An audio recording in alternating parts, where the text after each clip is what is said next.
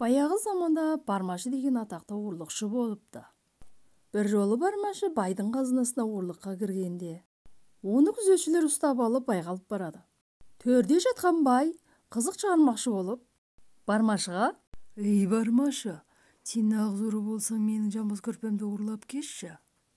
Ұрлап кете алсаң, ат жапан айыпты алмаймын. Ұрлап кете алмасаң, ат жапан айыпты кешірілмейді». Бармашы мақұл болып шығып кетті де, кешкі апақ-сапақта байдың бір қойын ұрлап сойып, қойдың жыны төгілмеген бүйенін алып, байдың төсегінің астына тығылып қалады. Үйдегілер жатып, ел көзі әбден ұйқыға барғанда, Бармашы төсек астынан шығып, бүйендегі жынды байдың жамбас көрпесіне түйеге салып, өзі далаға шығып кетеді. Бай бір ұйықтап оянса, асты жабысып жатыпты. Бай ұйықтап жатып ішім жүріп кеткен екен деп ойлап, бәйбішесіне көрпені далаға шығартып тастайды. Ертесі Бармашы көрпені алып байға келсе, бай уәдесінде тұрмай: «Ұйқымен өлі тең, шала өліп жатқанда ұрлау атақсыз ұрылардың ісі. Атақты ұры тапа-тал түсте ұрлайды. Бұл жолың есеп емес.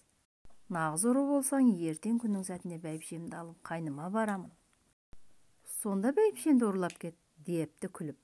Бармашы бұғанда мақұл болып кетіп қалады. Ертесі бай да бәйбішесін ертіп қайнына аттанады. Бұларды бағып жүрген Бармашы байдан да бұрын кетіп, жол бойындағы бір ағашқа бұны өлген адам сияқтанып асылып тұрады. Бай келе жатып, бұны өлген Бармашыны көреді де бәйбішесіне: «Бармашы ұры өлген екен. Елге барып хабарлағанмен жер алыс, жолдан қаламыз», деп кете беріпті.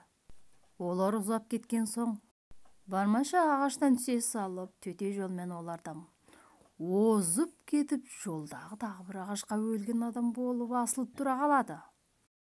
Бай келе жатып, бұны өлген Бармашыны көреді де бәйбішесіне: «Ей бәйбіше, өлген Бармашыдан жолдан біреуін көріп едік.